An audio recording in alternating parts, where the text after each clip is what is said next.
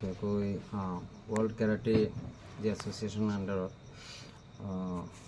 খুব ভাল ফলাফল দেখুওৱা প্ৰাঞ্জল বসুমতাৰী ভাল এৱাৰ্ড আনিবলৈ অৰ্জন কৰিবলৈ সক্ষম হৈছে। তেখেতক প্ৰথমতে আমাৰ নিকিবুৰ ৰহমান ডাঙৰীয়া তেখেত এছিষ্টেণ্ট প্ৰফেচাৰ হাতীচুং কলেজ তেখেতে আদৰণি জনাব। আমি সকলোৰে সহযোগিতা কামনা কৰিছোঁ। এয়া প্ৰাঞ্জল বসুমতাৰী। তেখেতক ময়ো মোৰ জ্ঞান বিকাশৰ ষ্টুডেণ্ট হয় ফাৰ্ষ্ট ইয়াৰৰ। মই প্ৰাঞ্জল বসুমতাৰীৰ ভৱিষ্যত উজ্জ্বল কামনা কৰি আৰু এই যে ডাঙৰ এৱাৰ্ড আনি পেলাই ৰূপহী অঞ্চলৰ লগতে অসম ৰূপহী তথা আমাৰ ভাৰতৰে গৌৰৱ আৰু বিশেষকৈ আমাৰ জ্ঞান বিকাশৰ ষ্টুডেণ্ট হিচাপে আমি প্ৰাউড ফিল কৰিছোঁ। তেখেতক মই এখন ফুলাম গামোচা আদৰি জনাইছোঁ। গুড লাক থাকিম। তেখেতটো আপোনাৰ ষ্টুডেণ্ট, এতিয়া তেখেতৰ মানে যিটো অৱস্থা পাতি আমি দেখা পাইছোঁৱে, আপুনি কিবা এটা সহায় কৰিম বুলি কৈছিলে, সেই বিষয়ে দুই এটা কথা ক'লে ভাল হৈছিলে। এবছলিউটলি এনে এগৰাকী খেলুৱৈ পাবলৈ খুব টান, যিগৰাকীয়ে অকল অসম ভাৰতকে প্ৰতিনিধিত্ব কৰা নাই।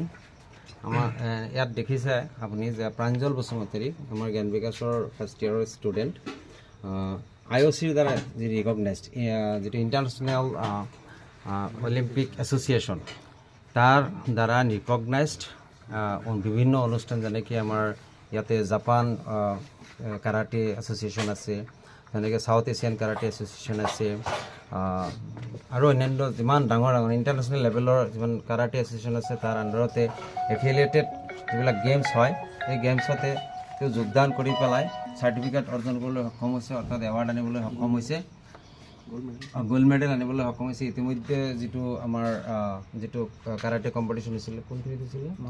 মহাৰাষ্ট্ৰ হৈছিলে। এই মহাৰাষ্ট্ৰৰ পৰা এই সুদূৰ মহাৰাষ্ট্ৰৰ পৰা তেওঁ গৈ পেলাই এটা পৰিয়াল, যিটো পৰিয়াল আপোনালোকে দেখিছে একেবাৰে দৰিদ্ৰ সীমাৰেখাৰ তলৰ পৰিয়াল দেখাই গৈছে, তাৰ পৰা গৈ আমাৰ এই গাঁৱৰ পৰা গৈ সেই মহাৰাষ্ট্ৰৰ পৰা এনেকুৱা ইণ্টাৰনেশ্যনেল লেভেলত এটা এৱাৰ্ড অৰ্জন কৰিছে, অৰ্থাৎ সোণৰ পদক অৰ্জন কৰি আমালৈ গৌৰৱ কঢ়িয়াই আনিলে। বিশেষকৈ এই ক্ষেত্ৰত মই তেওঁক অভিনন্দন জনাইছোঁ, তেওঁৰ পৰিয়াললৈও অভিনন্দন জনাইছোঁ আৰু মই গৌৰৱান্বিত। গতিকে তেখেতক আমি ভাবোঁ শিক্ষাগত যিটো আমাৰ লাইফ জীৱন তাত যাতে কোনো বাধাগ্ৰস্ত নহয়, যাৰ কাৰণে মই আজি সকলোৰে আগতে কথা দিছোঁ যে প্ৰাঞ্জল বসুমতাৰীৰ যিখিনি খা খৰচ হয় শৈক্ষিক দিশত আমাৰ স্কুলত তথা কলেজৰ যিটো ফিজ হয় গোটেইখিনি আমি ফ্ৰী কৰি দিম, ফ্ৰী অফ কষ্ট পঢ়াই দিম, যাতে আগুৱাই যাওক ফিউচাৰলৈ।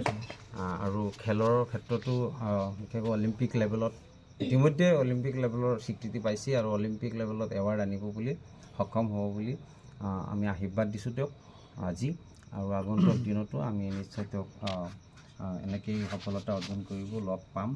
আৰু আগন্তুক দিনত আৰু এটা আমি প্ৰগ্ৰাম ৰাখিছোঁ খেলৰ অন্তত আমাৰ যিটো বাৰ্ষিক ক্ৰীড়া সমাৰোহ হয় তাৰপিছত ডাঙৰ অনুষ্ঠান হয়, অনুষ্ঠানত তেওঁক এই ক্ষেত্ৰত পৰিচয় দাঙি ধৰিবলৈ সুযোগ দিম। আমিও তাতে বহলভাৱে এটা সম্বৰ্ধনা অনুষ্ঠান ব্যৱস্থা কৰিম।